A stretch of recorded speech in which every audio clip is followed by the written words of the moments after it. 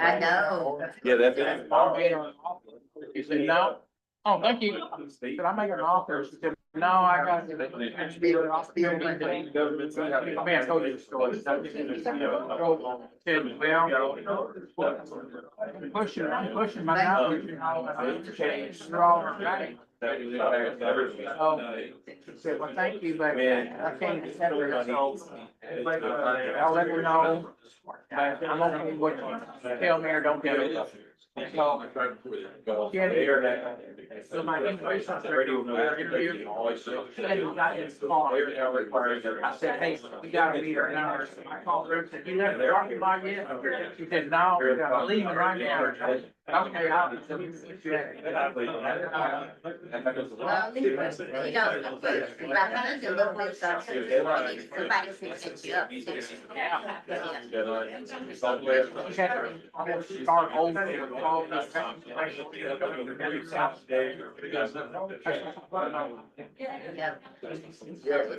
Reconciliations are not, I mean, when I worked for Metro, we merged. I got the county not reconciled theirs for like 12 years. And that was my first project.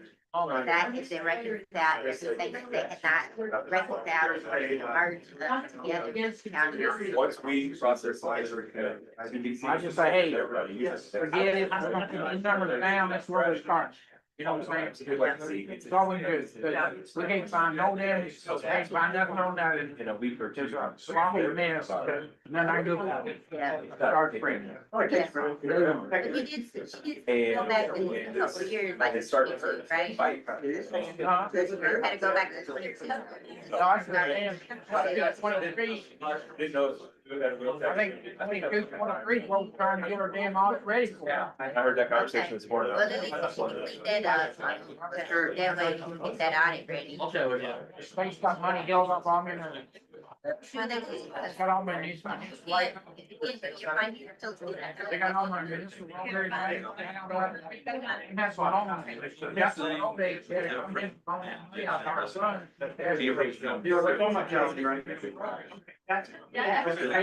You're. Held up, I should be in office. They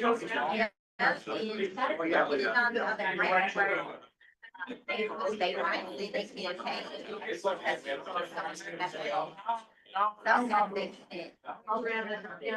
Now your money's been held. He said, I can right on the street.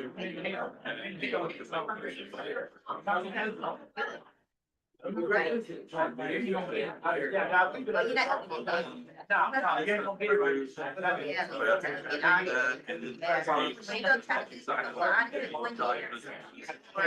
trying to get ready for the all. I mean, I say, I did. 22, 23. Right. Do the audit, you know, come in. The other one out. Even if I get on top of the other one. Okay, good. Yeah. But she knew about it, so it might be the. No, oh, he's right. Yeah. Break the mail on. This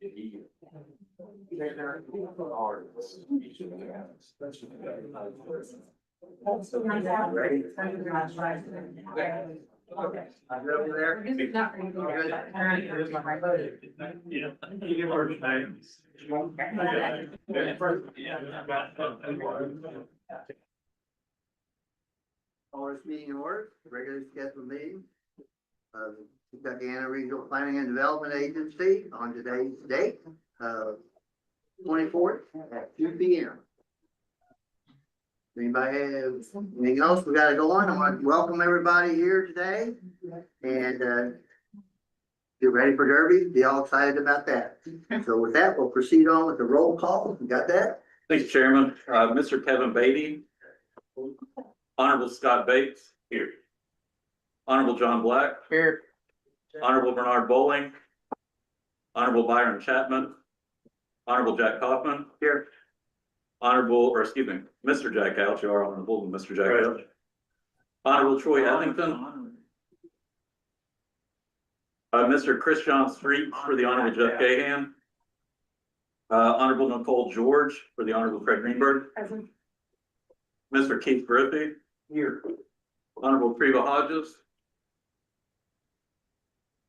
Honorable John Park for the Honorable Dan Ison. Here. Honorable Maria Johnson. Thank you, Mayor. Honorable Mike Moore. Honorable John Ogburn. Here. Honorable Carol Pike. Here. Honorable Jason Sharp. Honorable Jerry Summers. Here. Honorable Jim Travis. Here.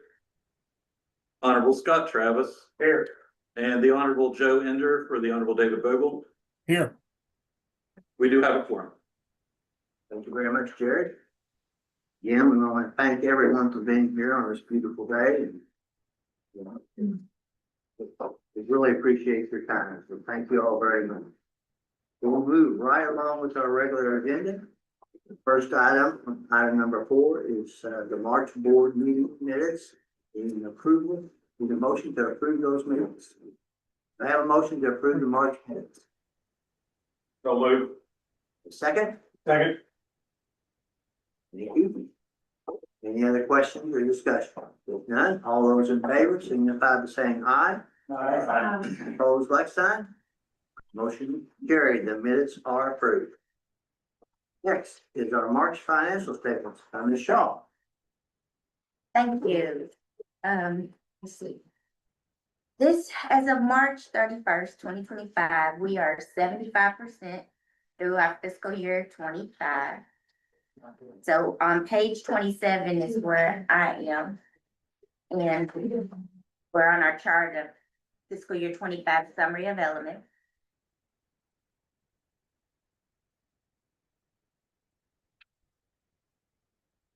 Okay, so on the right side, as usual, your bars, you have your budget. That's what our budget is for each of our divisions with C, D.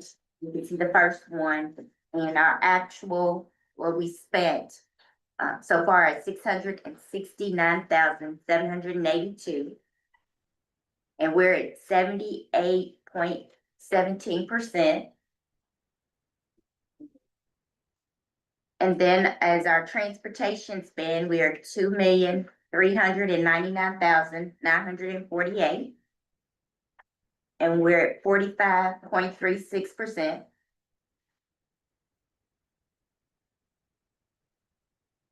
For our Department of Social Services, Division of Social Services, we're $20,392,229 at 73.83%. Then we have our other operating. It's at 19,098, and it's a 24.33%. And so our overall total expenses for KIPDA right now is $23,738,197 as of March 31st, 2025.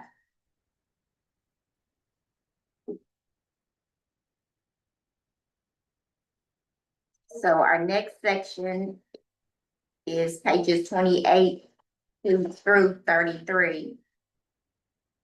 And I'm going to be talking to you about page 30. And page 30, our current revenues are $2,977,547. And you'll see that like on the first bar, and your second bar there is the year-to-date, which is $24,122,776. And then on that last bar, it's also, again, your budget.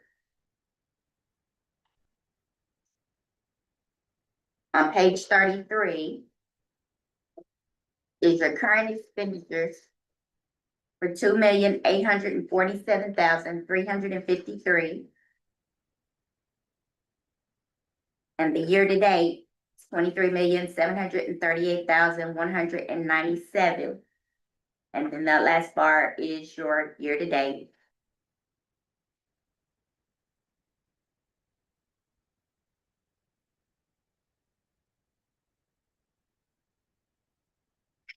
Okay, and then we're gonna go on to our balance sheet information. And that begins on page 34. Okay. And our cash is 2,132,090 at 11%. Our total receivables are 3,477,993 at 17%. And our other total assets are 4,369,698 at 22%. And our total liabilities and projects are 9,941,376 at 50%.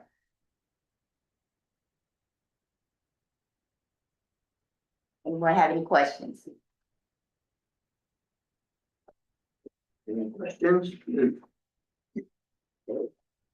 Then I want to entertain a motion to approve the March financial statement. Do you have that motion?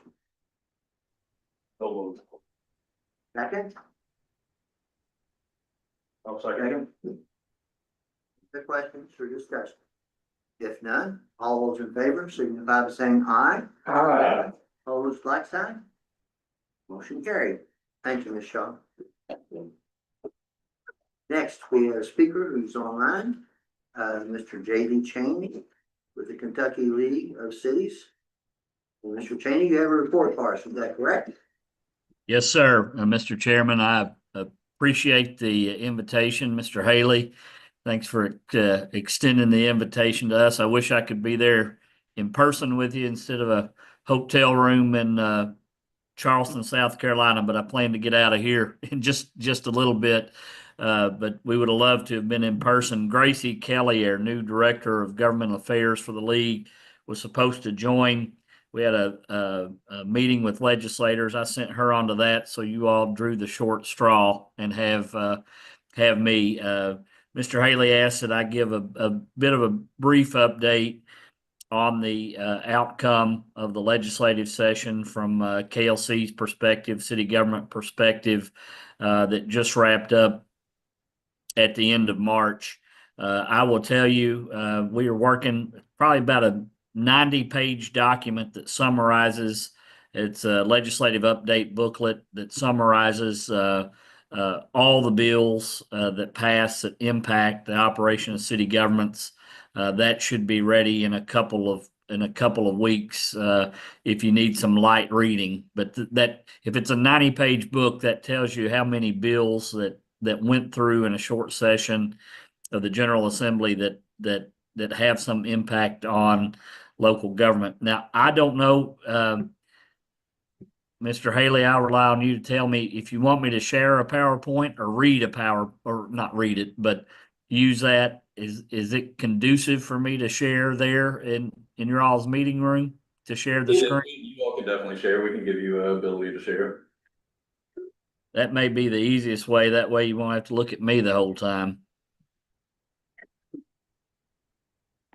I'm going to try to.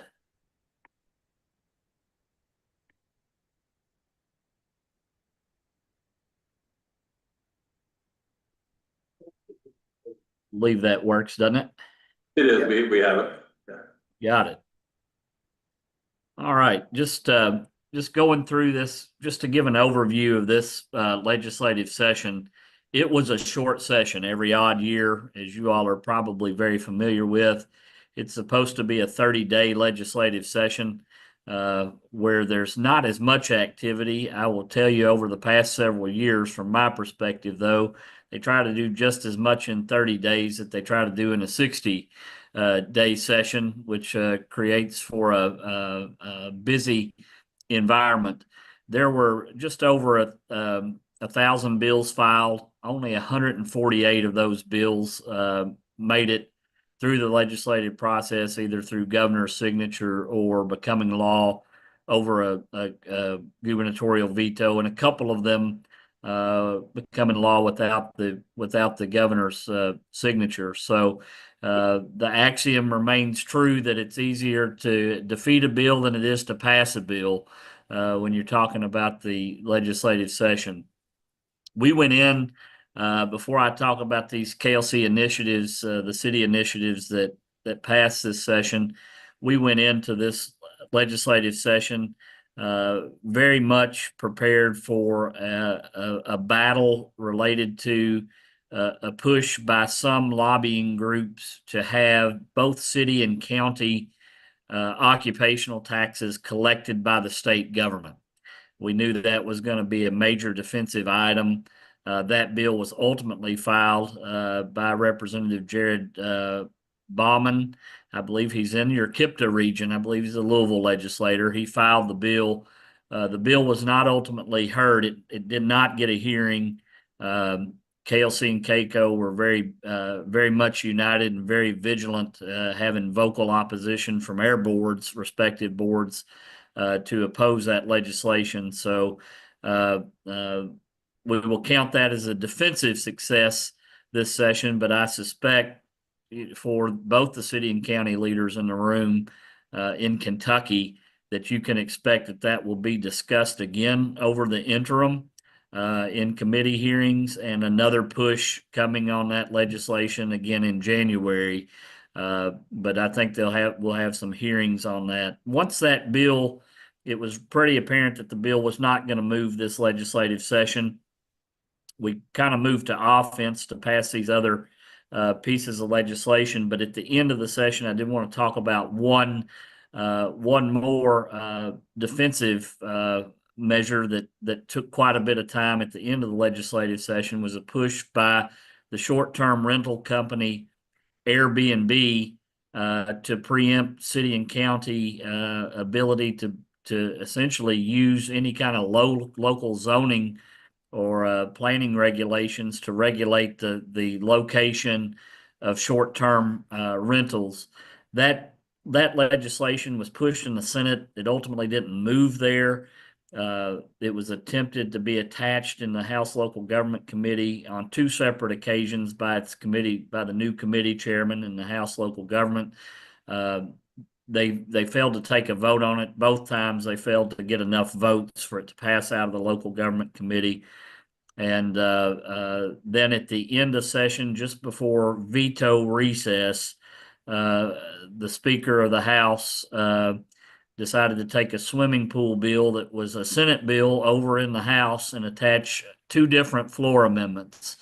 And ultimately, the Speaker was able to get the preemptive legislation attached to the swimming pool bill. It passed the House, but there was no further action on it in the Senate. So that was another short-term victory on legislation that would essentially require you as local governments to treat short-term rentals the same way that you do residential property, failing to make a distinction between the business aspects of short-term rental properties and the residential nature of our neighborhoods.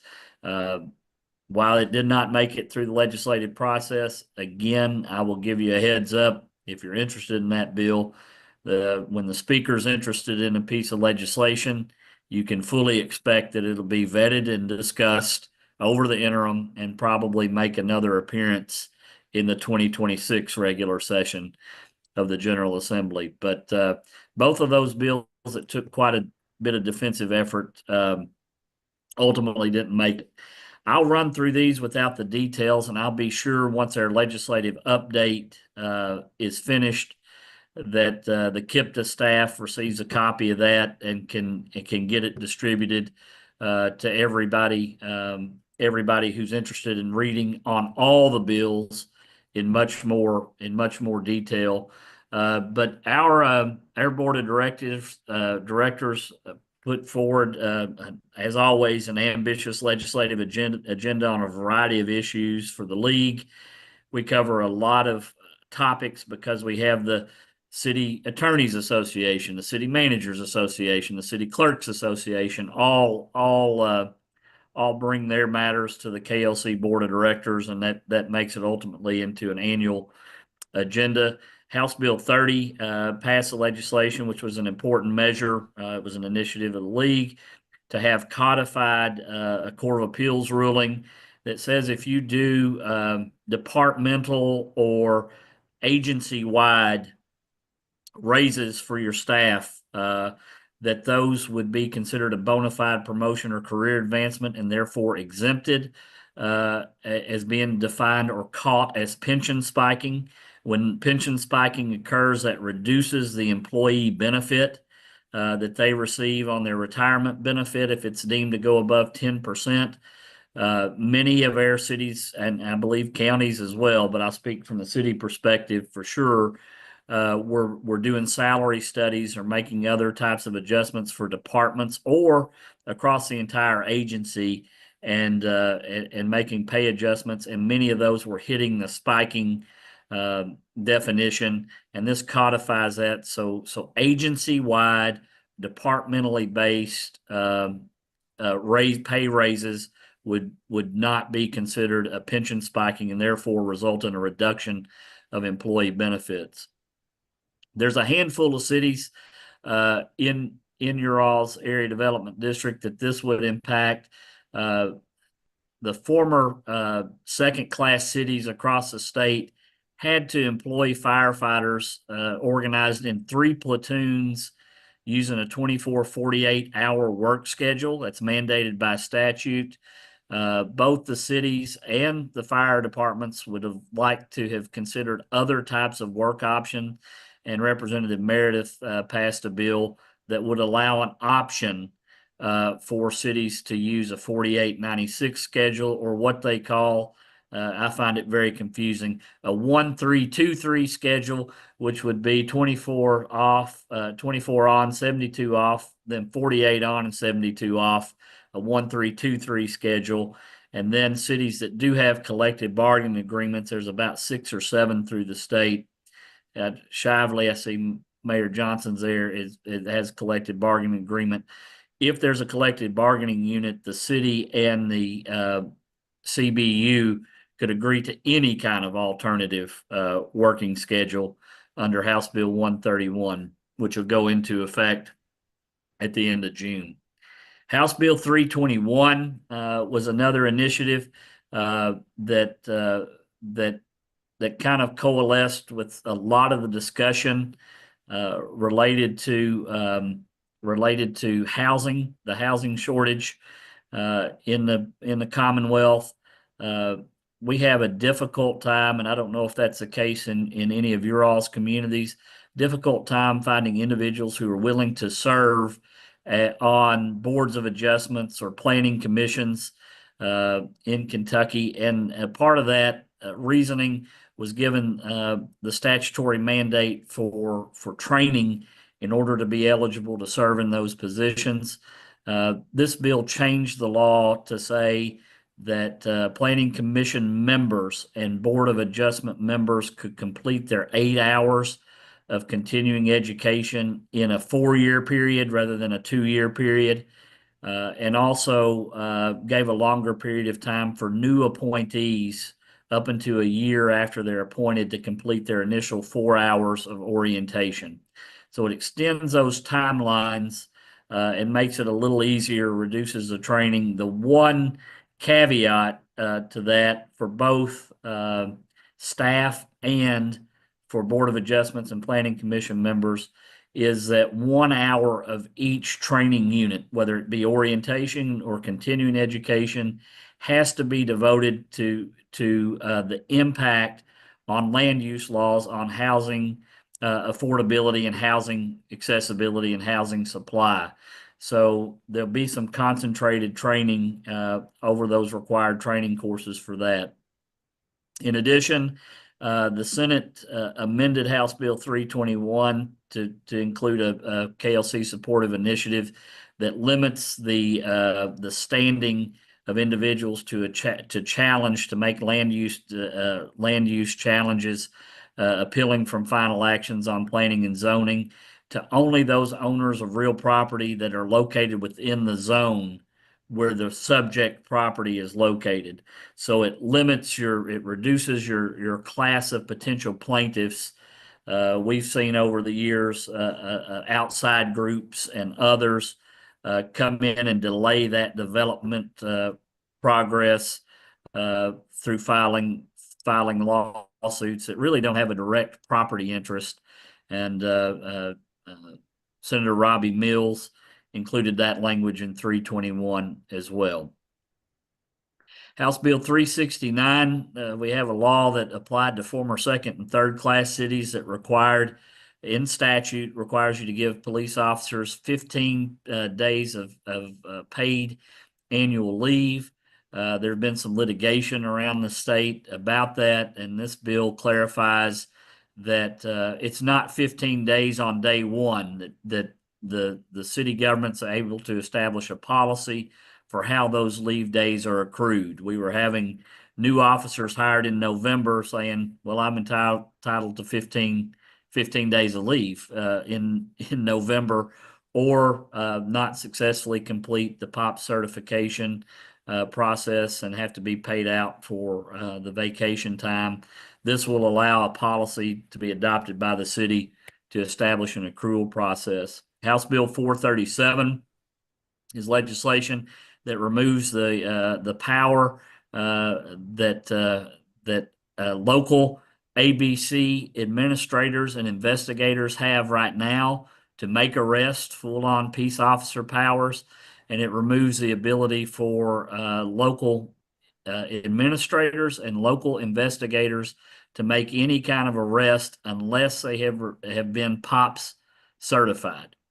So that legislation was supported by the state ABC and former Sheriff Hampton, who's now in the legislature, got that bill passed.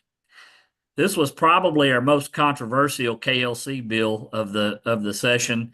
That certainly our friends in the press were opposed to it. Again, involving City of Shively, Mayor Johnson. So we had a Supreme Court ruling back in 2024. Sometimes they say bad facts make bad law, and that's certainly the case. The Supreme Court essentially issued an opinion which eviscerated what is commonly referred to as a law enforcement exemption to Kentucky's Open Records Act.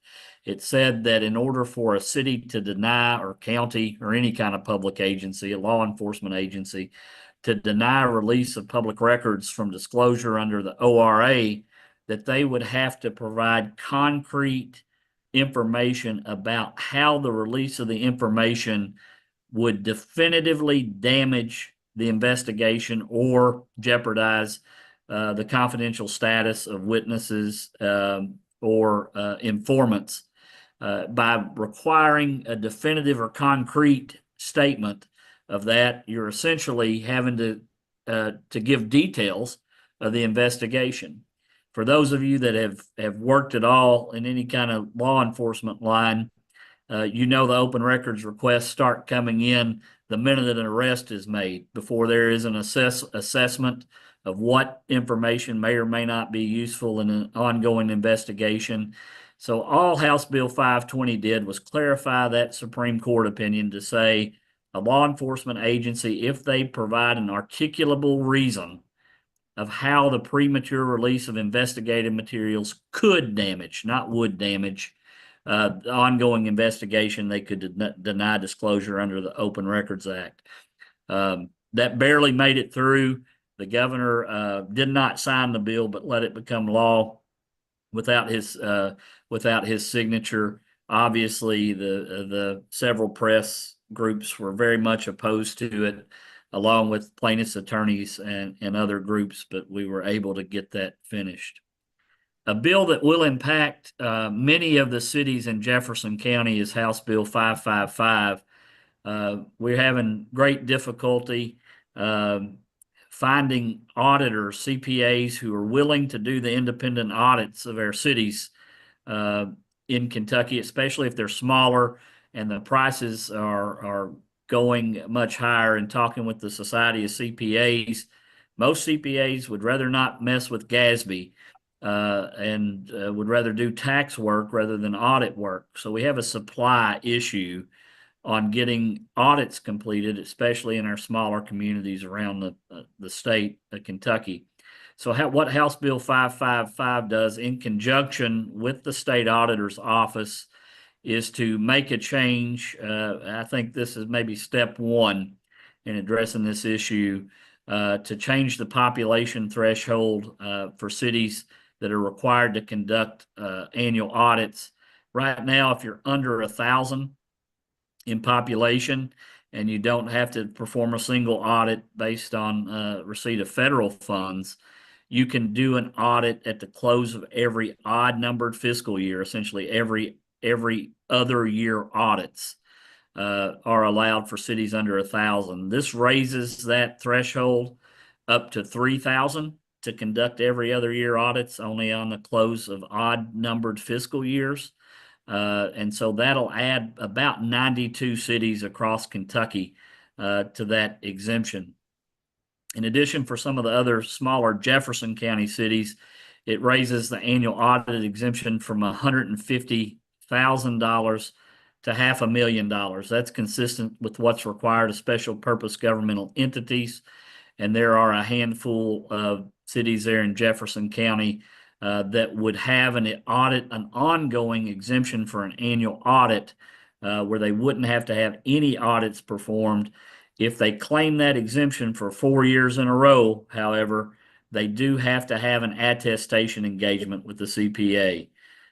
This also clarifies that cities can contract directly with the auditor of public accounts, and it also clarifies that the state can't withhold utility payments and other things like that if cities are late in filing their audit or financial statements, UFERS, or ethics ordinances. We had a situation in Western Kentucky where the small city of Catawba provided gas services to the state penitentiary. They were late on their audit report, and the state pen would not pay for their consumption of gas utility services. And this clarifies that if it's a utility payment, it's not road aid or something like that. And then this gives DLG some additional flexibility to grant extensions on the audit. Probably my favorite bill of the session for your employees and employers was Senate Bill 10, carried by Senator Robbie Mills, who's now in the Senate leadership. It increases, for once, after the CERS separation in the pension system, it increases the health insurance benefit for our retirees who meet career thresholds. This is the first in more than a decade benefit enhancement that we've seen in the pension system, and we did that together with employee and employer groups working together on a bill. In 2003, the legislature changed the health insurance benefit for retirees to provide for non-hazardous $10 per year of service, or per month per year of service, to go towards the purchase of a health plan on retirement. Certainly that has not kept up since 2003.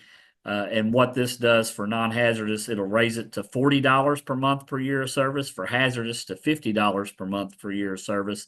That will adequately allow a retiree that works and meets those career thresholds to be able to purchase a full premium to cover their health insurance when they retire. There's not going to be any employer contribution costs for non-hazardous. There'll be a small increase in the employer contribution rate for hazardous, and hazardous duty employees classified in hazardous duty will also contribute an additional 1% to pay for their benefits. So both employees and employers on the hazardous side had to put skin in the game. These health trusts for non-hazardous was funded at 122%, so we had the flexibility to do it. For hazardous duty, it was only funded at 102%, hence the additional cost there, plus the $50 per month per year of service. So that's going to apply to anybody that's retired effective July 1, 2026, and the subsidies will be paid out beginning January 1, 2026. So even if you've had somebody that retired from hazardous duty with 20 years of service that started between 2003 and 2008, their health benefit subsidy will increase as well for anything earned prior to the effective date of the act. 237 permits those of you that live on the state lines probably have an opportunity to recruit peace officers. It's a big issue. for us to be able to recruit and retain. The law was not very friendly before. If you ended up getting somebody with 20 years of experience, most of those folks could not pass a physical agility test that's applicable to a new recruit. And this bill says if you have 10 years of service in another state, you've been certified, you took a physical agility test when you became law enforcement certified, this would waive the requirement for passing a physical agility test. Just to give you a real world example, this is Senator Jason Howell from Murray, Kentucky, where they wanted to get a hometown individual who climbed the ranks at the Fort Wayne Police Department to come back and be chief of the department. And he had some leg issues, could not pass the POPs physical agility component. They couldn't hire the individual as chief. So this would provide a mechanism to be able to do that. It also clarifies we're having a hard time recruiting and retaining 911 dispatchers or telecommunicators. This clarifies that part-time telecommunicators do their courses online and they don't have to travel to Richmond or now Madisonville to complete those things. Senate Bill 25, another one by Senator Mills, expanded the statutes to clarify that you could use IRBs or industrial revenue bonds to support multifamily housing units that have 48 or more units. And then it also allows for the creation, one of our initiatives. Most of our fire departments are doing the work of the state fire marshal's office. This would allow local appeals boards to be created on any kind of local enforcement of state fire marshal rules within the local governmental unit. There was a lot of legislation, and I've exceeded my time already, but you all in Jefferson County in particular are going to want to take a look at Senate Bill 129 and several of the other bills that made it through the legislative process that are unique to Louisville. So many of those bills said an act related to consolidated local governments are applicable in a county containing a consolidated local government. A lot of that legislation uniquely impacts those smaller cities and the city of Louisville or the cities inside of Jefferson County in a unique way. But I'd be happy to answer any questions that you all might have related to these bills. There are probably about 30 or 40 others that touch upon cities in one way or another, affecting the discretionary road funding, other bills like that, the troubled water systems, which I know you all administer through the area development district. But those bills will all be in that update, but I'm happy to answer any questions. Any questions? We thank you, Mr. Cheney, for the update on those bills. Thank you. Thank you, JD. I really appreciate your time stepping away today to join us.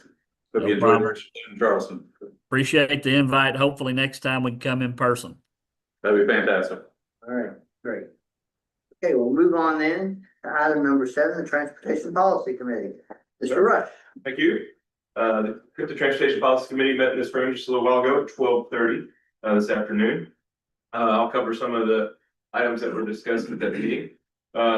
We had a public comment period, which we always do, but notable in today's was State Rep Rachel Roarks offered some comments on how she wants to get involved. Her district is in south end of Jefferson County, and so it's good to have her on and add her comments. That was notable. We had a guest speaker from the Association of Metropolitan Planning Organizations, otherwise known as AMPO.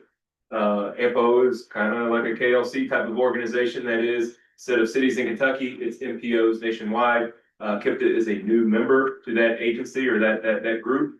And so their executive director came remotely anyways to talk about AMPO, what they have to offer. And he spent a good amount of time about the legislative priorities. There should be reauthorization for the federal transportation bill. And that will come into effect as soon as fiscal 27, so next fall, I guess. And some of the priorities that AMPO has, and I assure you that those priorities are the same things that we've talked about over the years. Could we do something about local match? Can local match be reduced instead of 20%? Typical federal transportation projects. What if it was 10? What if it was 5? What if it was 0 even? Another one is shifting a little bit away from the discretionary funding to the formula funding. That certainty that it provides to us in local government, us in regional government, and even the state DOTs is important across the country. We finalized what's known as the call for studies. That's the money, the transportation, the metropolitan planning money that we in years where we have surplus, we kind of, I say farm out meaning offer up to local jurisdictions to do planning efforts. We announced 2 awards. One was to the city of Shepherdsville. They're looking to do a planning study in Shepherdsville that would look at several things, connections to Kentucky 480 and potentially even a new connection across the Salt River. Salt River is definitely a major barrier to transportation in central Bullitt County. The other one was to local metro government in the form of a freight study that looks at pressing freight issues in local metro and making some improvements or seeking to make some improvements in time there. We administer the KYTC shift process. So over the last week and a half, last week even, KIPDA staff have met in each of the 3 KIPDA MTO counties in Kentucky, coordinate the shift process to get the priorities of those 3 counties and of the jurisdictions in those 3 counties. Mick will talk more about how the rural process went, but we announced the shift project sponsorships. Project sponsorships per shift means that they will be scored by KYTC and therefore remain in contention to be in the next highway plan in 2026. We talked about the Unified Planning Work Program, UPWP, more on that in a minute. I won't spend too much time on that. And then I guess one last note, we do have an important meeting tomorrow, cover some Indiana only issues. That meeting is with our Indiana LPAs. Talked to Commissioner Kaufman about this and others.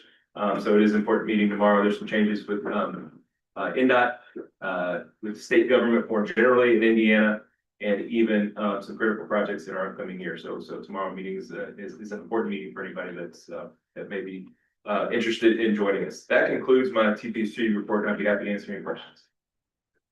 Anyone have any questions? I don't have any questions, but I know you don't have anything to do with the Ohio River Bridges tolls.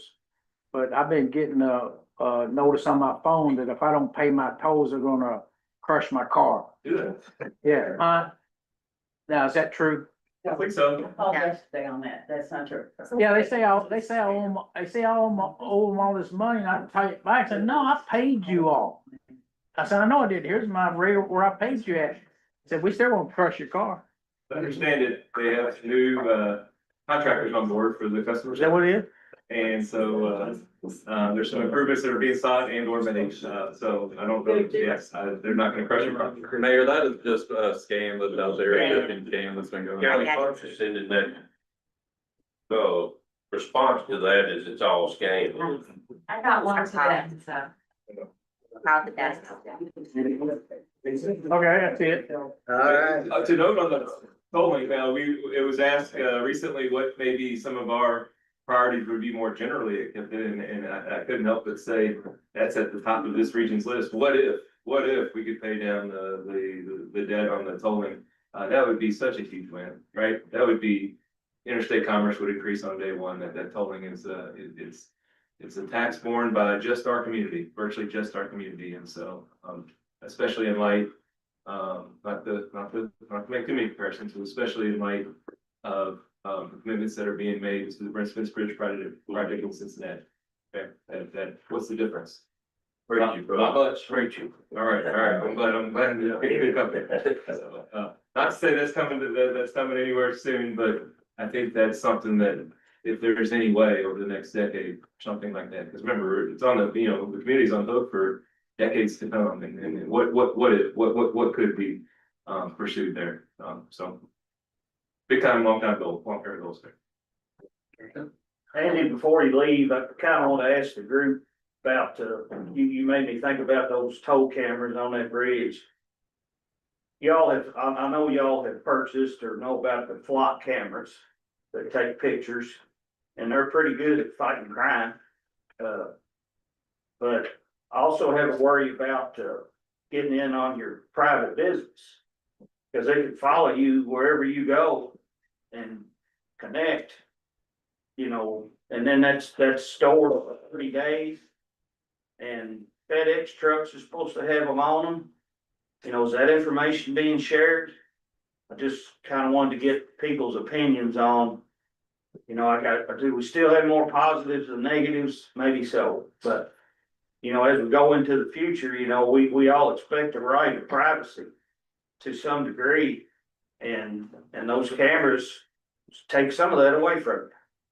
It's my thought. So what's everybody else think? Well, I'll tell you, the experience we had a tragic issue happening out at the Oldham County Health Department a couple weeks ago where this lady was cleaning that night and her boyfriend came in there and stabbed her to death at the Oldham County Health Department. And when he was leaving LaGrange, we got him on a flock camera. I was able to track him all the way up to almost Chicago. So it helped there.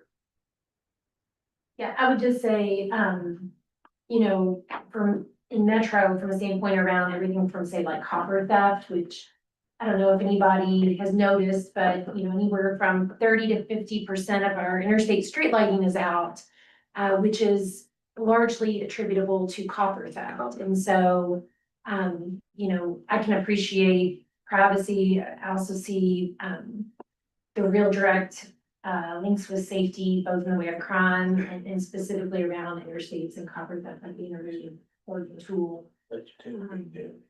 So, just one important use for us. It helped us right here on Judge, on the lane, guy waited outside for the guy to come out, and we went over and shot him at their McDonald's. And we got him on the block camera and take, so, I mean, he helped our, you know, we have so much crime that I don't do anything that protects our crime, so it protects our people, so. I don't have Maybe there anything could be I a want to hide reset in at the some back point, here, but you can watch me on camera all day, you're gonna be really bored.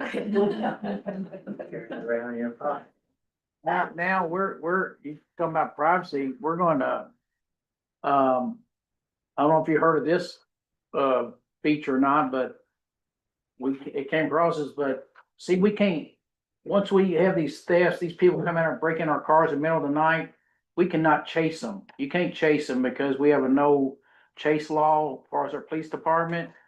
But what we are gonna do, we're gonna equip 2 police cars with these darts. And what happens is when this car takes off, we can get close to that car and we shoot these darts at it. And somehow or another, these darts land on top of this car. I don't know if y'all heard about this in policing, but they attach to your car and then they are tracked where this car is going. And it's gonna be about $5,000 per vehicle. We're gonna do 2 police cars with them this budget fiscal year.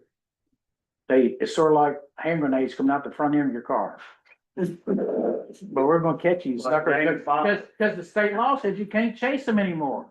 You can't, you know, people do it, but then they get into terrible accidents by doing it. So we're gonna go this route to see perhaps, because we get a lot of 2 and 3 o'clock break-ins in the morning time, and policemen just say, okay, here they're jumping on the interstate and heading back to Louisville or somewhere, and we're gonna try to dart them and see if we can follow them that way.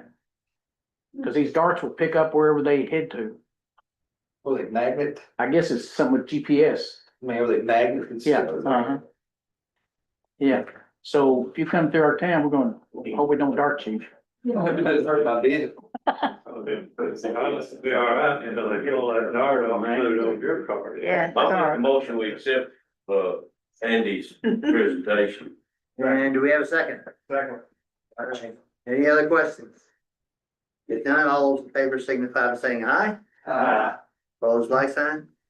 Motion carried. Thank you, Andy. Now you got the Unified Planning Work Program, right? Yes, that was one of the agenda items on today's TPC. I've got a brief presentation. It's mostly recap, so I'll go kind of quick for those, some of you all were in the room and in lieu of time here today.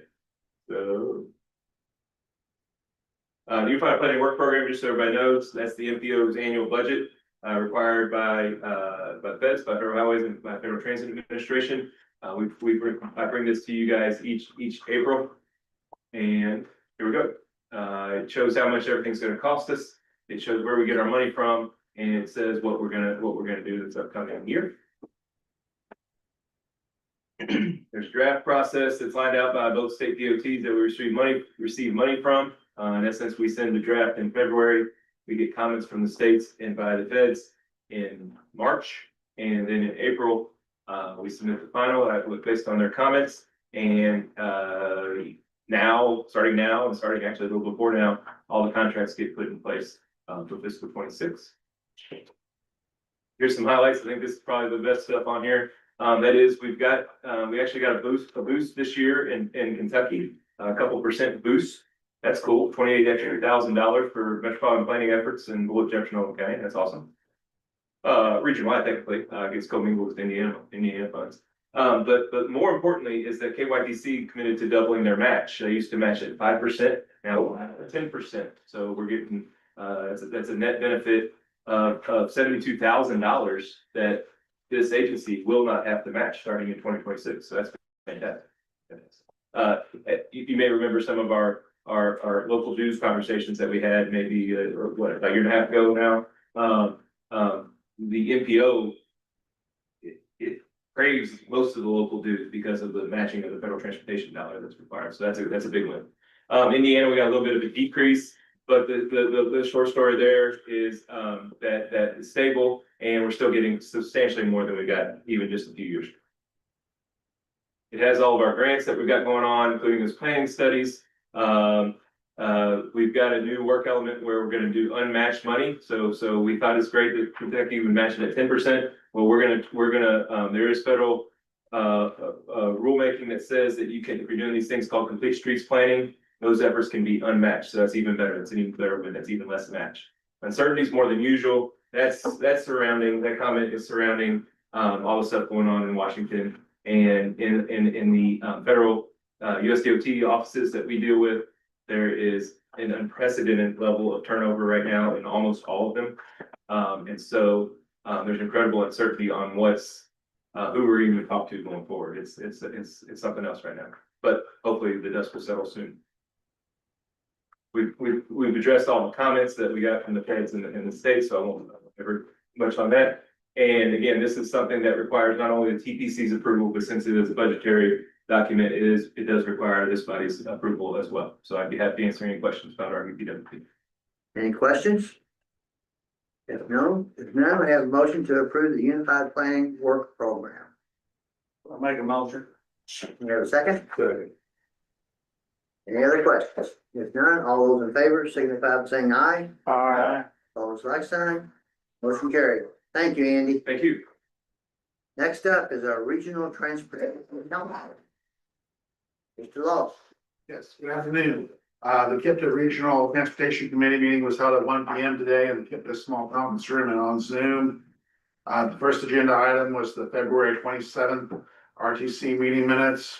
Then there was a public comment period and there were no public comments. The committee reviewed the sponsorships for the shift process that Andy mentioned. It informs the next state highway plan. The committee selected 10 projects in Shelby County, 7 projects in Spencer County, 5 projects in Henry County, and 5 projects in Trimble County. An update was also given on the Safe Streets and Roads for All program. The U.S. Department of Transportation is accepting applications for new grants until June 26th. Members provided a copy or a report of their county transportation updates. And the next KIPDA RTC meeting is tentatively scheduled for August 28th. That concludes my report. I don't think any questions. Any questions? If none, this does require action. So I need a motion to approve the Regional Transportation Council's report. Motion. Second. Any other questions? All those in favor signify by saying aye. Aye. Opposed, like sign. Motion carried. Thank you very much. Next up is the Regional Planning Council. Mr. Lloyd. Good afternoon, everybody. I have a brief recap on Regional Planning Council for you today. Regional Planning Council held our April quarterly meeting on the 8th of this month at 11 a.m. in this room and via Zoom. For this quarter's meeting, we were joined by Juba Barber. She was our guest presenter from the Building Industry Association of Louisville, or BIA. The BIA serves the greater Louisville metro area, including much of the KIPDA region, and acts as a hub for developers and clients looking to find solutions for much needed residential, commercial, and industrial development through their network of member developers and informative publications. BIA also keeps data on housing trends for both this region and for the state, which was the focus of Juba's presentation at this Regional Planning Council meeting.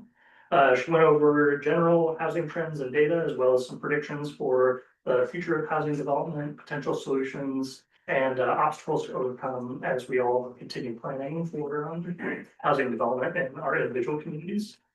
We also heard updates in the planning sector from council members in attendance, as well as updates from KIPDA staff on planning related projects and grants. Our next Regional Planning Council meeting will take place on Tuesday, July 8th at 11 a.m., also in this room and via Zoom.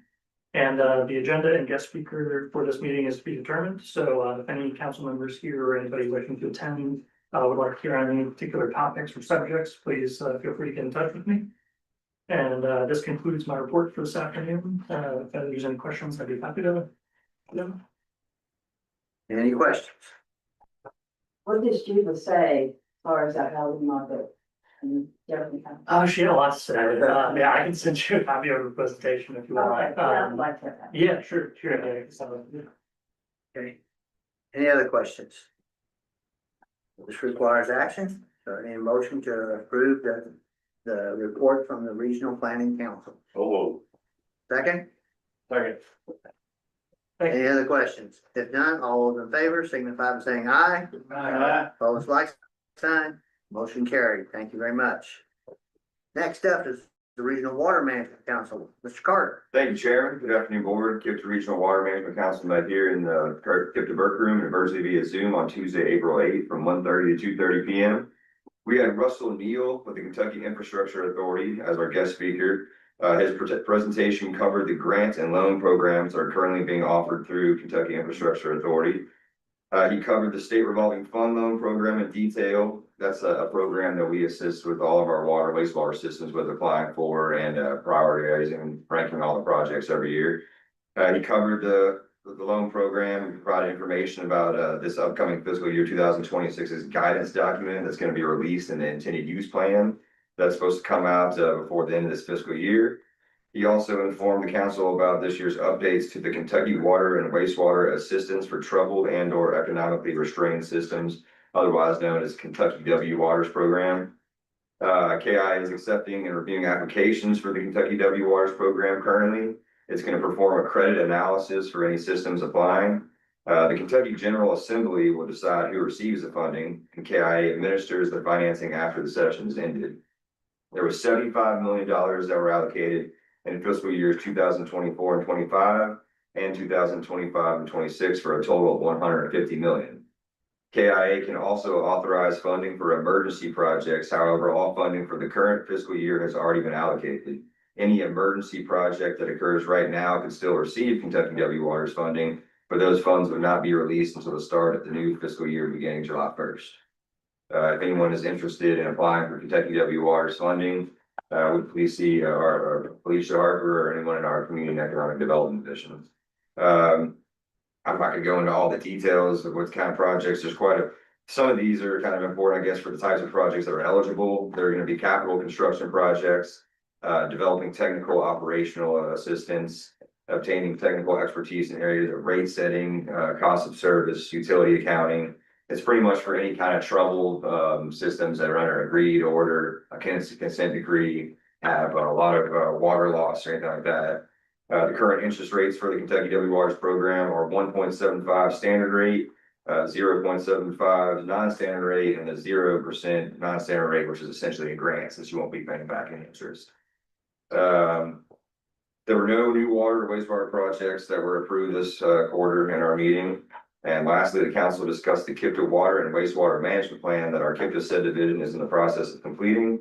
We are currently in the process of finalizing the list of goals and objectives for our KIPDA region's water and wastewater utilities to demonstrate our planning efforts and strategies and how we are assisting them with addressing their needs and their priority projects. The next KIPDA Regional Water Management Council will be held here in person and virtually via Zoom on Tuesday, July 8th from 1:30 to 2:30 p.m. This concludes my report. Okay. Yes, Mayor. Do we have, Anybody have questions? yes, sir, do we have, water, availability to every household in the KIPDA region? Not to everyone. There are still a few pockets here and there, and you'd be surprised. I got a really a shout out to Judge Summers. He's really aggressively trying to get every resident in Bull County water. That's been a goal of his. And we just got water over the past 2 or 3 years at Roe Hill Road, which is on top of a knob near Jefferson Memorial Forest, right on the Jefferson and Bull County line. We just did that. Working with Louisville Water on several other projects, the Cleaner Water Program funded. So there's like 3 or 4 that we got with North Nelson and Louisville Water for that. And we're gonna meet next week with DLG and KIA to try to get some water for a Clearview Farm in his jurisdiction as well.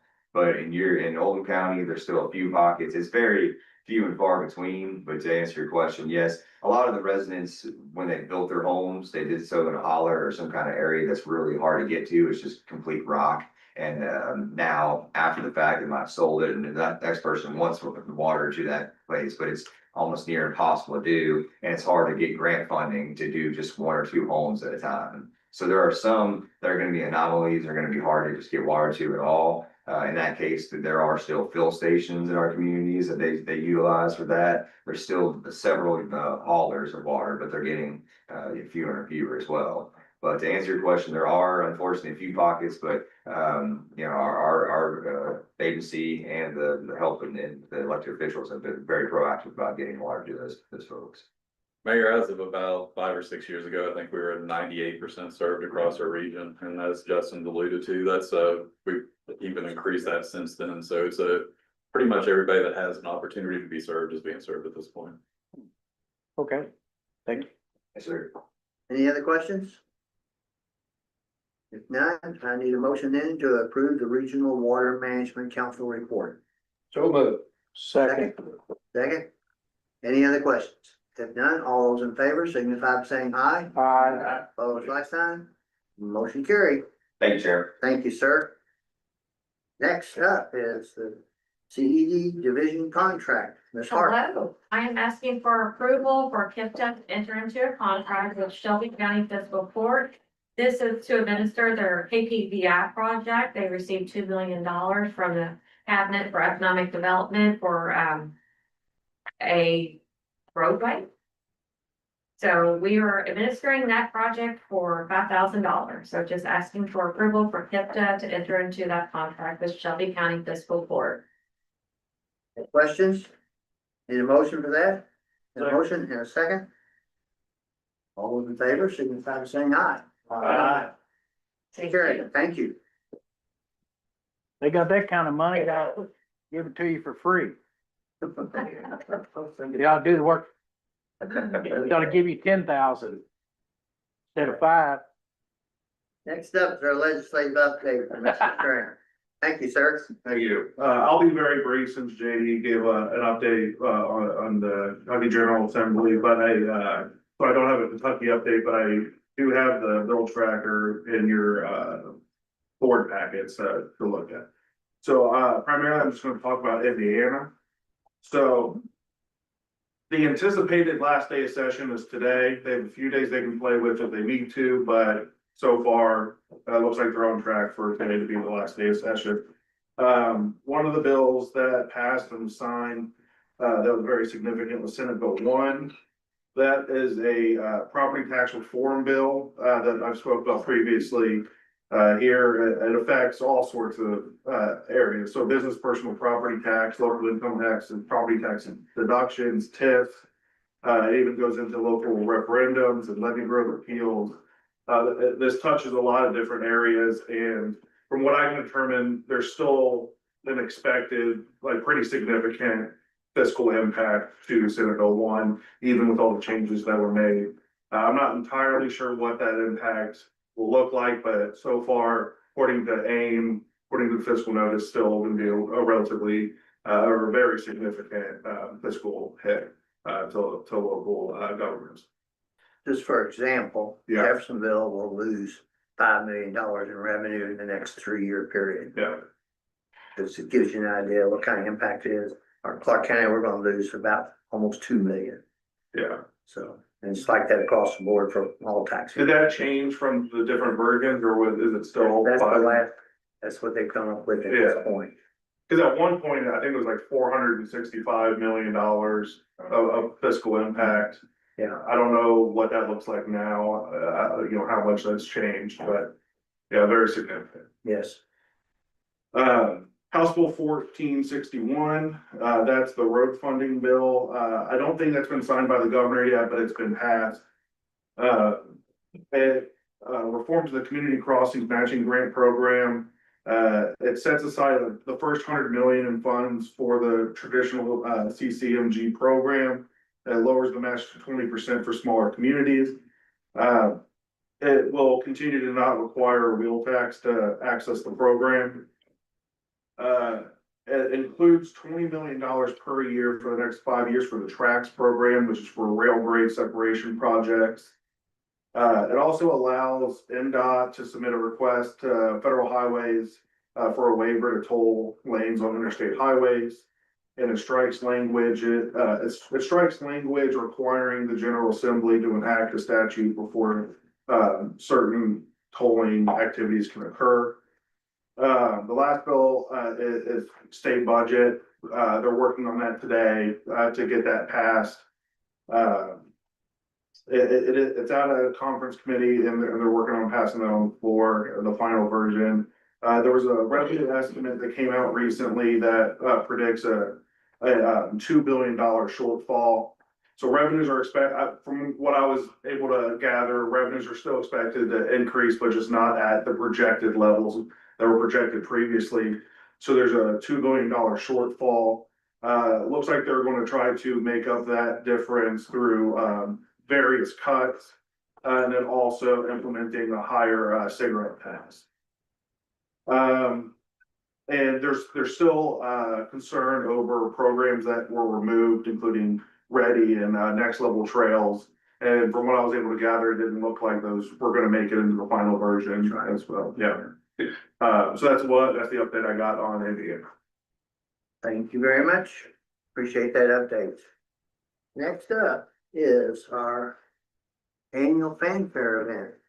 Ms. Morgan? Good afternoon. This year marks the 10th anniversary of our event. All of the funding for this event is from sponsorship from vendors who attend the event. And we already have reached all of the money that we need this year to purchase the fans for older adults age 60 or older and those living with documented disabilities. The event's going to take place on June 7th from 9 to 11 a.m. At the Edison Center, 701 West Ormsby Avenue. We will again partner with Louisville Metro's Office of Social Services and Lowe's on the Preston Highway. They're allowing us to purchase the fans at cost. So last year we purchased 500 fans. They donated approximately 50 to us, and we did give away every fan. 200 were given away the day of the event, and then we distributed fans in the outerline counties to Multipurpose Community Action Agency, Tri-County Community Action Agency, KIPDA clients, and then the neighborhood places within Louisville Metro. We're really excited this year. Does anyone have any questions? If anyone wants to donate any fans, they can drop them off at KIPDA. We are taking box fan donations and or they can deliver them to the Edison Center with Louisville Metro's Office of Social Services. Thank you. Okay, thank you for that report. Next item up is item number 15, the KIPDA waiver program. Michelle, can you have that for us? I do, just wanted to talk to you a little bit about our Medicaid waiver program here at KIPDA, remind you what we do. First and foremost, I think it should be said, we're coming up on nearly 20 years of KIPDA providing Medicaid waiver services. We provide the case management for participants and the financial management so they can run those services. They're designed to help individuals with disabilities of any age, remain in their home instead of a nursing facility care placement. We service two waivers here, one of them being the home and community-based waiver, which is actually designed for the aged and disabled, but actually now, since other waivers have been waitlisted, they have children on that. So we serve a lot of children under that program. The Michelle P waiver is for individuals with intellectual or developmental disabilities, and you can have services like personal care, homemaking, respite, case management, and other supports. We're currently serving about 193 waiver participants, 20 HTB traditional, and 103 Michelle PW in our services. So we have a lot of clients. We served thousands over the years. I can't even name them. Probably tens of thousands at this point. So if anybody has any questions about our waiver program or how to apply, please let me know. Anybody have any questions? Okay. Okay, thank you very much. Next up is the April personnel report. Ms. Agnew. Good afternoon, everyone. New hires, we've got Caitlin Chandler, here's a temporary connector. She started April 14th. Alexander Mack started yesterday as a temporary support staff person. Casey Bachek will begin as a temporary in-office connector on April 28th, and Yolanda Fakir will begin as a full-time connector in Bullitt, Spencer, and Shelby counties on May 12th. We have a couple of vacancies, but we're making very good progress on these, an ADRC specialist and a payroll and documentation specialist, both in social services. And as always, our job postings are on our website. Our staff count is 82 full-time permanent, 2 part-time permanent, 2 full-time temporary, and 2 part-time temporary. So I also thought that I've been here almost 2 years, and I get up at every board meeting and I read these things and I think, you guys can read these, and it's not that meaningful. So I thought occasionally at board meetings, I try to also tell you about some meaningful stuff that's going on from an HR perspective at KIPDA. So I just included a note in this board packet about staff turnover, and I did a quick analysis a couple of weeks ago. And it looks like we're certainly heading in the right direction. There are a lot of variables, post-COVID.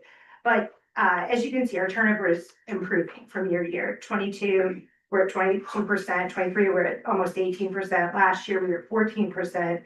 And the first quarter this year, we're at 4.71% turnover, which is really good because nonprofit turnover, as I note here, is typically between 19 and 21%. And state government turnover is typically about 20. Private sector, obviously, is usually lower, but it depends on the sector. So all in all, I think we're doing pretty well on turnover. So I just wanted to report that to you. Yes. What is kept in the state retirement system? You're in the state retirement system. Okay, I didn't know if y'all were considered state retirees. Okay, I didn't know if you had I just didn't know if KIPDA was considered a state agency.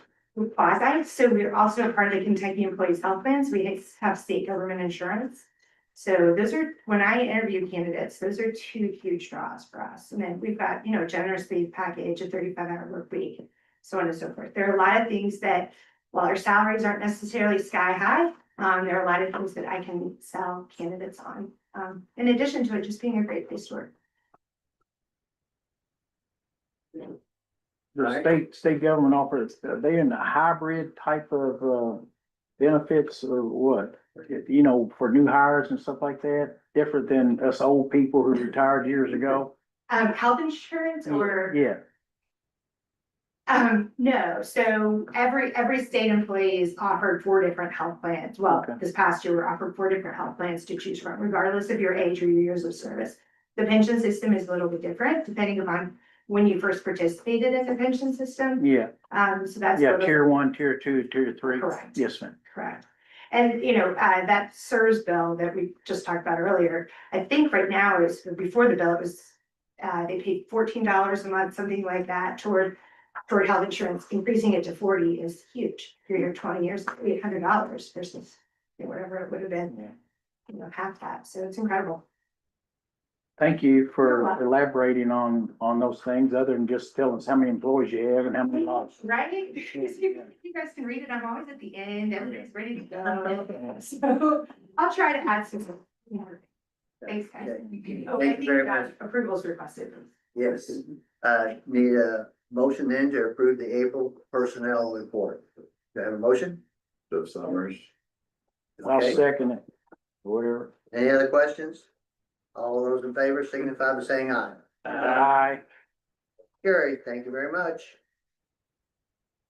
Yes, we have an executive session we have to go into. I need a motion to break for it, break for executive session. Have a motion from Mr. Couch. Have a second? Second.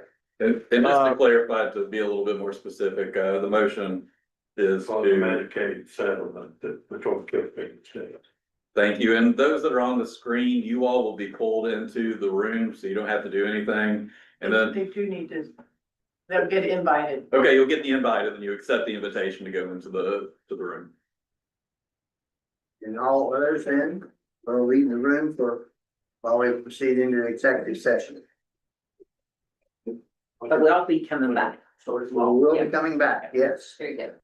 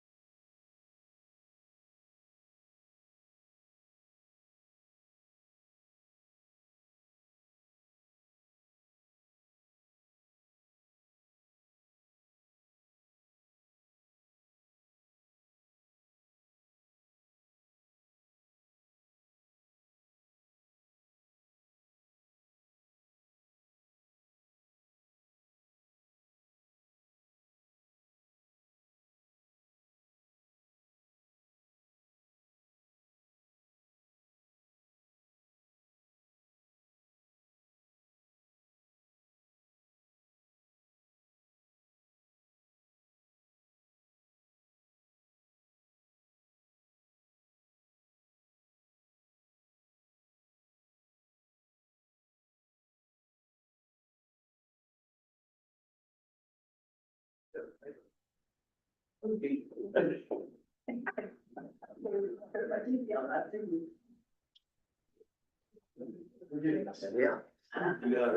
Everybody back online? We have everybody back online, so I think, move forward with business. Okay. All right. We're now back into regular, meeting agenda. And I entertain a motion then to ratify the executive's decision to accept the settlement on the Medicaid settlement. Yes, sir, I make that motion. Do I have a second? Second. Okay, any other questions? All those in favor signify by saying aye. Aye. Opposed, like sign. Motion carried. Thank you for all the hard work. That's been, what, 3 years, 4 years, however long? It is A long time. Okay, better than this for the 6.5 years I've been executive director. So yeah, it is that's a- right. it's It's been nice that to whole time. Put this one down.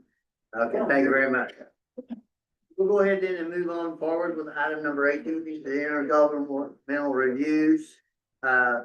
As I understand, Jerry told me all these are good, except we had a question on items A and B, right? A and B were the two items that were tabled last month because they were requesting 6 generators, but only 5 addresses were included. So if you look in the intergovernmentals for both A and B, the italicized address is that 6th location. That should have been included originally, so, but otherwise, items C through G have been submitted for local review, with no comments, so we can take items A through G together. Yes. So we need a motion then to approve the intergovernmental reviews, items A through G. So moved. Second. Okay. Any other questions? Yes. Yes, sir, go ahead. Are these generators for the sirens, the tornado sirens, what are the generators used for? They had, so we gotta be permanently.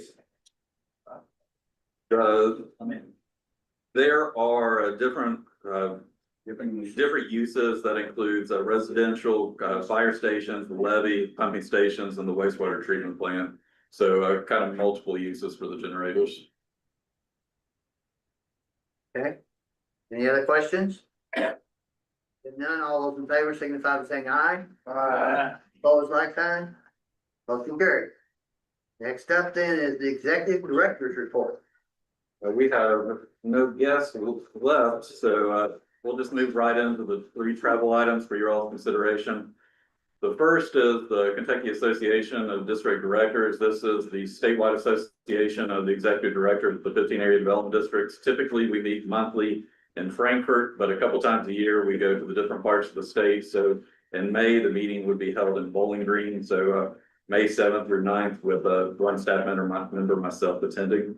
The second item for consideration is the NATO Summer Board Meeting. I serve on the National Association of Development Organizations Board of Directors, and their annual board meeting this year is June 3rd to 6th in Providence, Rhode Island. And again, that would be for myself to attend. And the final item is the U.S. Aging Conference, which is the national conference supporting the network of area agencies on aging. This is July 20th to 23rd in Chicago, with one staff member attending, our AAA director, Jessica Elkin, who will also be a speaker at that conference. So action is requested to approve these 3 travel items. Do I have a motion? So motion. Second. Second? Any other questions? All those in favor signify by saying aye. Aye. Opposed, like sign. Carried on executive director's report.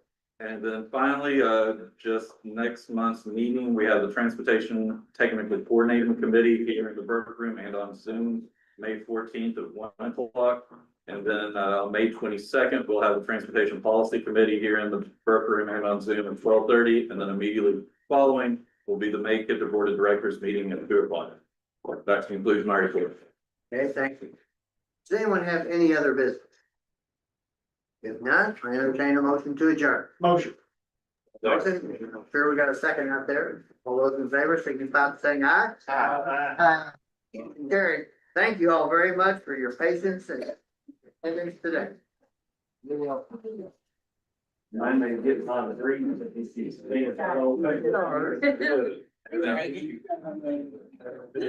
Thank you.